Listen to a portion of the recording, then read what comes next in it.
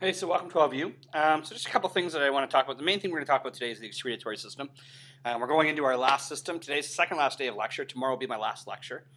Okay? And I know some of you may not love the lecture style, but I'm hoping that you're kind of warming up to it because if you're going to go into science, and especially if you're going to go to some of the major universities like Windsor or Western or Mac or McGill, you're going to get this style of instruction.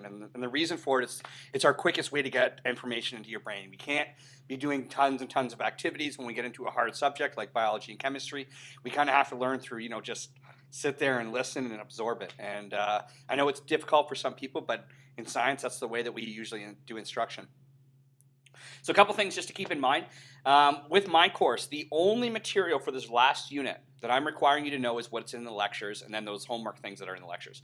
You don't have to look at the content section at all if you don't want to. Now, I would still look at the content section.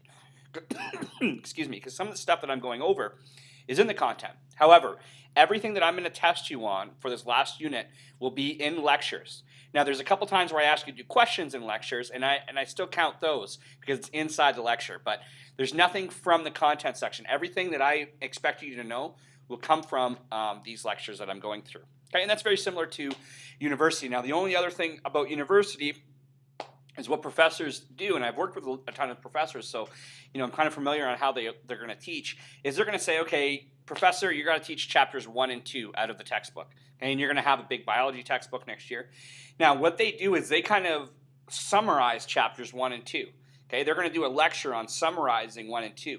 Now, what you're going to have to do, not in my course, but next year in university, is on top of the lecture, you're going to have to read through chapter 1 and 2 because they don't touch on everything. Okay? They just kind of touch on the main parts, and they expect you to read through the chapter out of the textbook and then add additional information. Because everything that you get tested on in university won't be simply from lecture. It will also include readings that you're expected to do, okay? At least at most universities. All right, so let's get into the the other thing I wanted to mention was tests. Okay, so previously we've written a number of tests and quizzes. You should be able to see all of those. Okay, a couple of students in my home school came in today and said, we can't see our genetics tests that you marked and gave back to us. And that's imperative. You should be able to see these. I mean, if I was a student, I would go crazy if I couldn't see how I did on a test. Just seeing a mark, well, where did I go wrong? I want to know exactly where I went wrong. So you should be able to view all of those tests right now. And if you can't, send me an email because I think as a student, you definitely want to have that. And if there's anything else that I can have for you too. Now, I'm not providing you a review for the exam. And you may think, oh man, Budding's such a lazy teacher. Okay, I'm doing this because you need to be able to prepare a review. And you need to practice that. You can't say, I'll do it next year when I'm in university. You can't try and do a review for the first time when you're in university. Okay, that's crazy because if you screw up and you do a horrible review, then you're going to bomb out the course or bomb out the subject, and it's going to cost you thousands of dollars. Right now in high school, it's not costing you anything to be in high school. So if you bomb out, it's not that big of a deal. But you really need, before you go on to that next level, is to know, how do I create a review? Because it's very easy as a student if a teacher does this unbelievable review for you. Here's a practice exam. Here's all the questions. Here's a summary of Unit 1. Here's a summary of Unit 2. It's very easy as a student to be like, oh, thank you.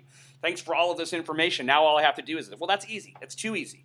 And you guys at this point are way too talented to just be absorbing information. You need to be able to start creating reviews and creating summary charts. Because when you get to that next level, we're starting to get very intelligent right now, and you need to be able to produce things, not just regurgitate things. Okay?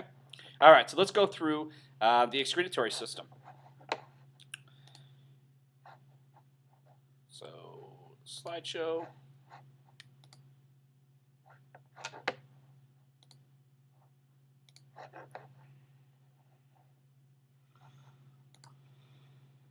Okay, so the excretory system. The big thing we're going to be talking about is the cleansing of blood. Right? And there's really 4 main parts to the excretory system. We have the kidneys, okay, and we have 2 kidneys in our body. You only need 1 actually to function, but you have 2 of them. Okay? So that's one part. And then we have the ureters, and they are going to bring all of the stuff the kidney filters out, and they're going to bring that stuff into the bladder. Okay, by the time it filters, it would be considered urine. So the kidneys are going to send urine down the ureter into the bladder, and there's our next part of the excretory system is our bladder. It's kind of just a chamber for holding urine until we're ready to excrete it, and we excrete it out of the urethra. Okay? And those are the main parts: kidneys, ureter, bladder, urethra. So let's first talk about what excretion is. So excretion is the separation of waste from body fluids, and that's key there, okay? Is you're separating it from body fluids. It's not just the elimination of waste, okay? It's when you have waste and body fluids mixed together, like you have waste inside your blood or you have waste inside your lymphatic fluid, and you just separate that, okay? There's several different bodies that do excretion. We're going to focus on the kidneys, but there is, say, the respiratory system. It separates CO2 from our blood, so it's considered an excretion process because CO2, which is a waste product, is inside the blood, and we need to separate it from our body fluid so we can expel it. Okay, so respiration is one. Skin is another one where we have excess of salt, so salt's being the waste product. It's inside our blood. I need to separate that salt from my blood or my body fluids and then expel it. Okay, but most of excretion, what we're going to talk about is in the kidneys, and it's also known as the excretory system or the urinary system. They mean the same. Just on an FYI, feces is not considered an excretion, as feces was never separated from body fluids. You never had macromolecules or fiber actually in your bloodstream. When we processed our food, it was sealed inside a cavity, which is our GI tract, and it never actually entered our blood. So feces or processing of food is not considered excretion, even though it sounds like it would. Okay, so the four main purposes of the excretory system, and we're specifically talking about the kidneys here and the bladder and the ureters and urethras, is these four functions. Is we want to get rid of metabolic waste, okay? And the primary reason why we have to get rid of metabolic waste is when we process protein. So when we burn protein or we go through cellular respiration using protein as a substrate, protein contains nitrogen, okay? And nitrogen is one of our CHNOPs, is one of the elements that's required to make the body because protein has nitrogen in it. Well, the problem is when we process protein, we have these extra nitrogens in the form of ammonia that we can't get rid of, okay? So we have to get rid of it somehow, and ammonia is a very strong base. It's going to screw up the pH of our body. So we need to get rid of ammonia and convert it to urea. So the excretion of metabolic waste is the main part of the excretory system. It's getting rid of that ammonia and turning it into urea. We've got the maintenance of the salt-water balance. We want to make sure our blood's not too thick. We want to make sure it's not too thin. Okay? The maintenance of an acid-base balance. We've got to make sure our pH of our blood doesn't change. And then the last one is secretion of hormones, which we're not going to really talk about too much. Okay, so let's go through each of these things. First one talking about the excretion of metabolic waste. Okay, so as the body metabolizes glucose, proteins, and fats, and in particular we're talking about protein here if we're creating nitrogen. Okay? Nitrogen-containing wastes are produced such as ammonia, urea, and uric acid. And the main thing is that you're going to have ammonia produced when you process protein. Well, ammonia is quite toxic. It must be immediately converted to urea, which is a less toxic form. And the kidneys don't actually do this. This is what the liver does. The liver is going to take ammonia that's in the blood, and it's going to convert it to urea. Okay? And then urea is going to float through your blood system. It's going to get picked up by your kidneys, and then your kidneys are going to remove urea and put it into your urine. Okay? So 50% of urea is eliminated by urine, and a small amount of uric acid is also as well. Okay, so that's the first one, the elimination of metabolic waste. The second one was the maintenance of the water-salt balance. So the kidneys are important to maintain the viscosity. So viscosity is another word or a scientific word of saying basically kind of the thickness of a liquid, how easily it flows. Okay? So this is controlled by the amount of salt allowed to be in the bloodstream. If you have lots of salt, it leads to thicker blood. If you have really low salt, it leads to thinner blood. Okay? Now controlling the volume and the viscosity of the blood also helps regulate blood pressure. If you have really, really thick blood, it creates higher pressures. And if you have really thin blood, it creates lower pressures.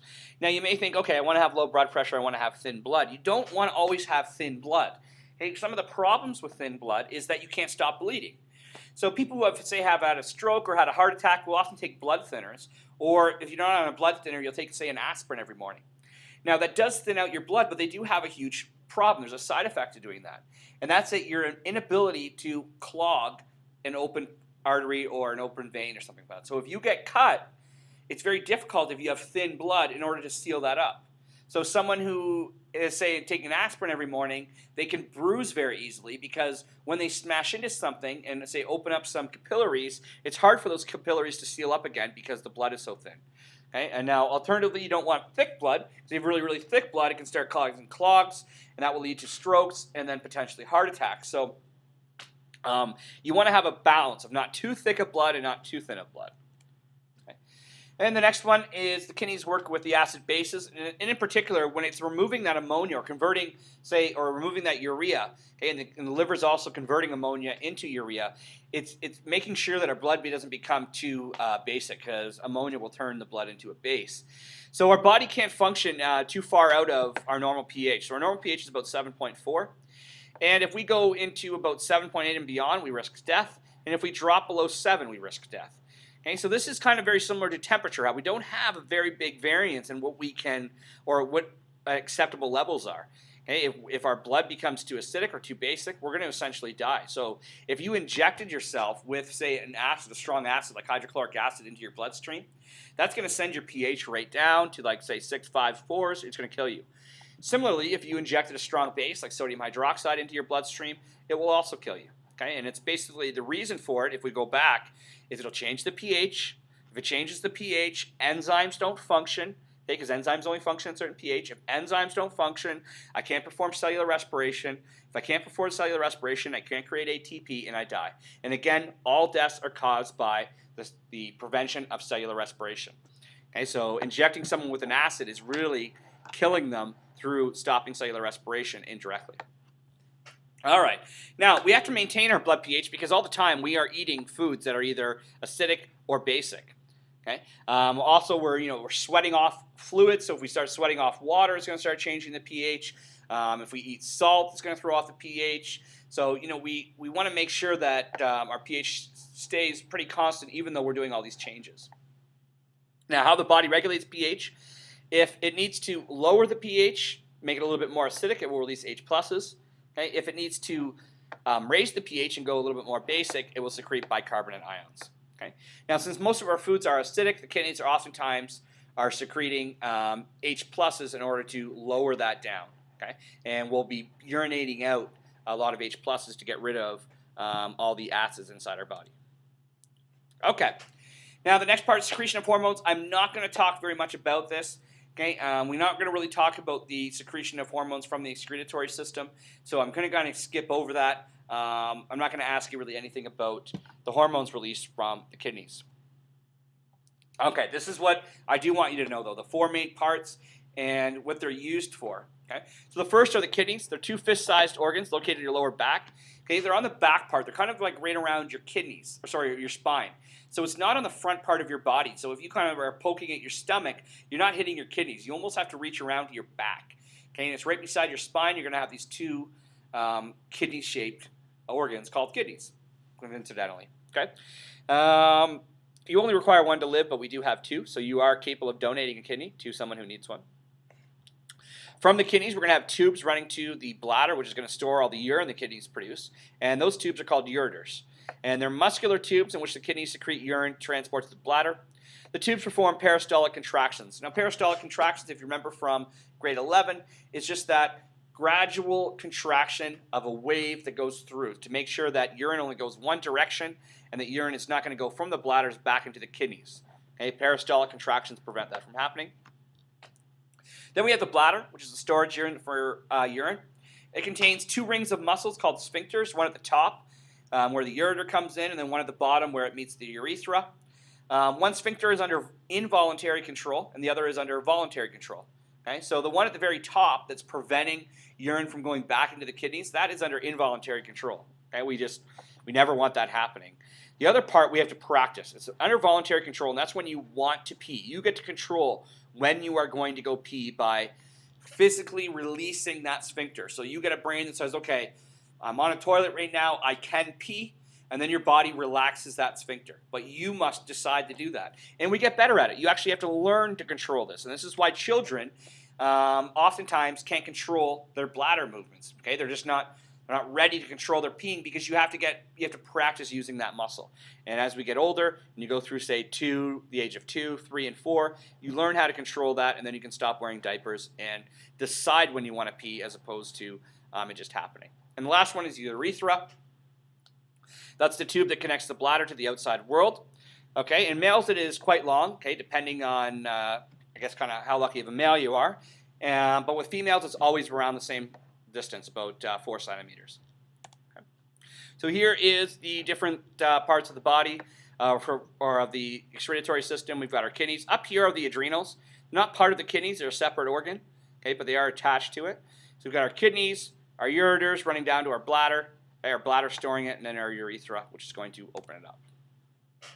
Okay, so what the kidneys do is they receive fresh oxygenated blood from the renal artery. So renal means kidney. It's just another term for kidney. It's more of like a medical term for kidney. Just like, say, the term hepatic is a medical term for liver. These are just kind of more medical type terms. Instead of calling something the liver, you'd call it, say, hepatic tissue.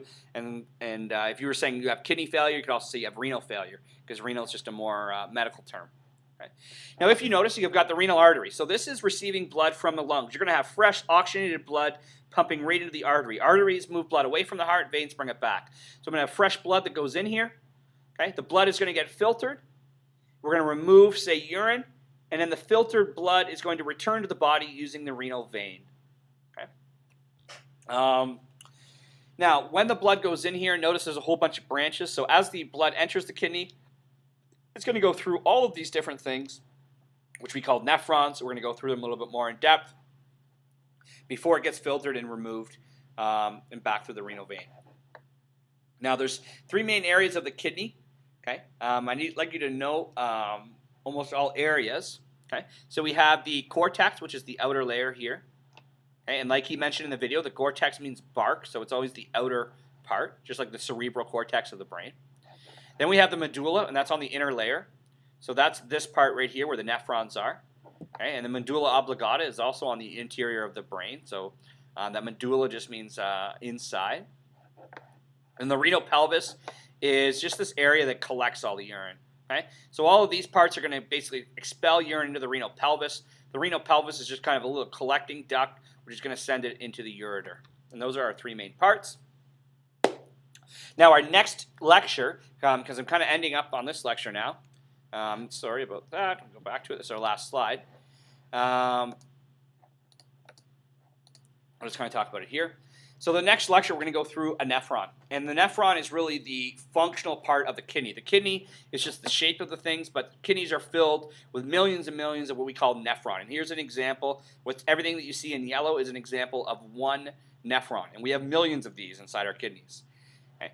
And the nephron is really composed of three parts. You've got the filter, which is going to be the top part.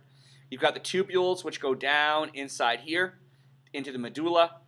And then it goes back into our collecting duct, which is also in the medulla, okay, and then into the bladder. Notice that again, those three main areas, we've got the renal cortex, the medulla, and then right down here would be the renal pelvis. So tomorrow we're going to specifically talk about nephrons and go through, how nephrons work. But that's tomorrow's lecture. Okay. The main thing I'd like you to go through today is just watching that crash course. Going through my lecture, adding any kind of notes that I'm saying verbally that you want to kind of add it to your notes, and that's the kind of things that you should be doing next year, is when the professor is talking up there, he or she is going to be making extra points that aren't on the slideshow. You want to be writing those down. And another thing that you can do, because you're not going to have videos of the lecture, or maybe you will, I don't know whether universities are doing that now, but the other thing that you can do, but make sure you have permission from the professor, is tape record their lectures. So when you walk in, every phone now has a tape recorder on it. Place your phone right at the beginning. You'll see other kids doing this as well. I would highly suggest asking the professor. And then you tape record, not video record, but just tape record the lecture. And then when you get home, you can go over your lecture notes, and if there's anything that you missed because he or she was talking too quickly, you can add those onto your slideshow. Okay. Other than that, the countdown's on, guys. We got one more day of lecture. Okay, I'm going to give out a optional assignment tomorrow. So it would be, do you want to do it? If you don't have to. If you don't do it, the mark that I just sent out the other day is your mark that you're going into the exam with. Okay, the last assessment is not going to be a big mark changer. It's more of giving you some examples of the types of questions that I may ask on our last unit. Okay. Other than that, email me with any questions.